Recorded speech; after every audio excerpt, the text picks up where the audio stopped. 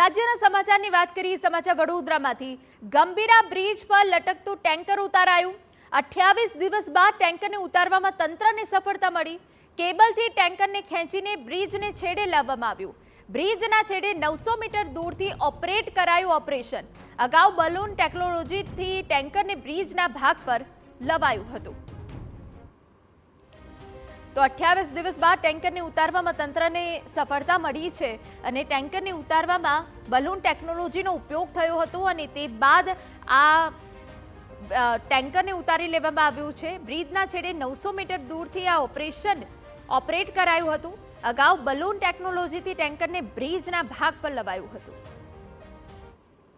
9 જુલાઈ 2025ના દિવસે સવારે 8 વાગ્યાના અરસામાં મહીસાગર ગંભીરા નદી પરનો બ્રિજ તૂટી પડ્યો।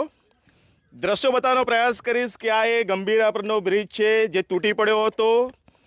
ઘટનાની અંદર 22 લોકોના મોત થયા।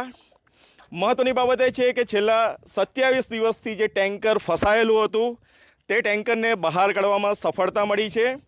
દ્રશ્યો બતાવવાનો પ્રયાસ કરીશ। આ એ જ ટેન્કર છે જેને બ્રિજના છેડે લાવી દેવામાં આવ્યું છે। ટેકનિકલ ટીમ દ્વારા અત્યારે તેનું રિપેરિંગ કામ પણ હાથ ધરવામાં આવ્યું છે। ખૂબ મહત્વની કહી શકાય તે પ્રકારની કામગીરી હતી। બીજા દ્રશ્યો બતાવીશ। જે ટેન્કરને ટેકનિકલ મદદથી બહાર લાવવામાં આવ્યું છે ત્યાં કેબલો છે, કારણ કે 900 મીટર દૂર ટેન્કર પડેલું હતું અને તેને ખેંચવાનું હતું। 4 ડ્રોન કેમેરાની મદદ લેવામાં આવી અને કોઈ પણ વ્યક્તિ સિવાય કંટ્રોલ રૂમમાંથી આખું ઓપરેશન પાર પાડવામાં આવ્યું। મહત્વની બાબત એ છે કે ઘટનામાં 22 લોકોના મોત થયા છે અને આગામી 4 થી 5 દિવસમાં જે તપાસ કમિટી છે તેમના દ્વારા તપાસ અહેવાલ સુપરત કરી શકાય છે। ધર્મેન્દ્ર કપાસી, TV9 આણંદ।